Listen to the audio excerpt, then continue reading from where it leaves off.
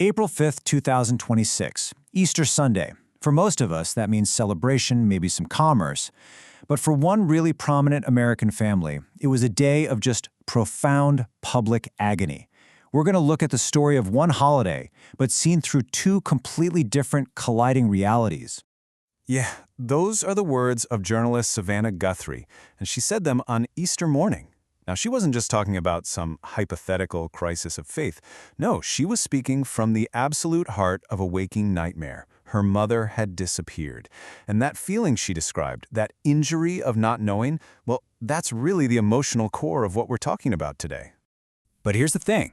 While Guthrie was wrestling with this just awful private torment, for almost everyone else in America, Easter Sunday was something else entirely. It was a day of business. You know, a day where the nation's economic heart just kept on beating, drive-thrus kept serving, and doors stayed wide open. I mean, let's just run through the list real quick. You needed your morning coffee? Starbucks was open. Wanted a Grand Slam? Denny's had you covered. A Whopper from Burger King? No problem. And of course, Waffle House. It never closes, right? The basic rhythm of American life it didn't miss a beat. And it wasn't just fast food, not by a long shot. We're talking unlimited breadsticks at Olive Garden, a huge stack of pancakes at IHOP, or, you know that super specific slice of Oreo Dream Extreme you can only get at the Cheesecake Factory? Yeah, that too. The country was out, celebrating, eating, spending money.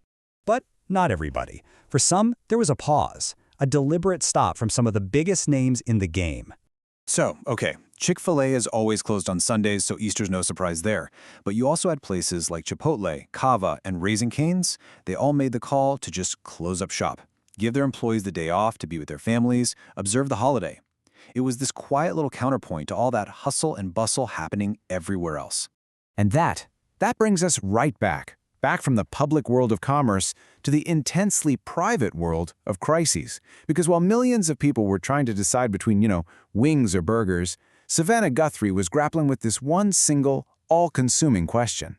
She actually gave it a name. She called it excruciating not knowing. Just think about that phrase for a second. It's more than just pain, right? It's the torture of not having answers, of being stuck in a story that has no ending.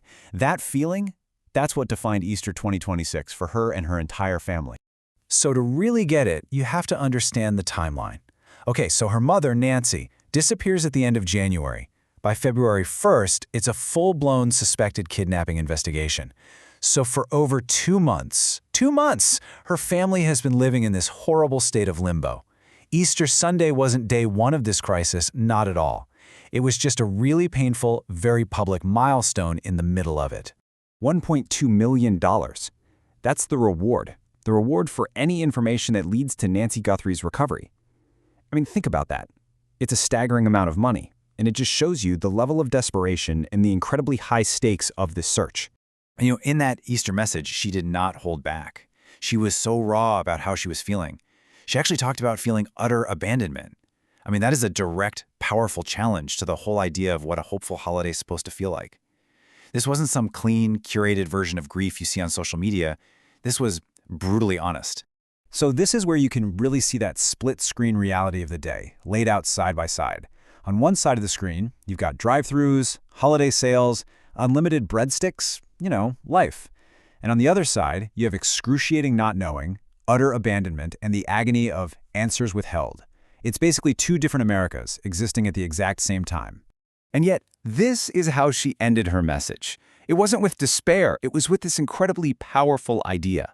And this really gets to the core of it all, right? The idea that you can't really appreciate hope, the light, if you don't first acknowledge the pain and the darkness. That somehow the darkness can make the light even more meaningful, more desperately needed. So that leaves us with a pretty big question, doesn't it? On any given day, it could be a national holiday, it could be a random Tuesday, the big machinery of life just keeps on grinding alongside these profound personal tragedies. The world doesn't stop for our pain. So how are we supposed to navigate that?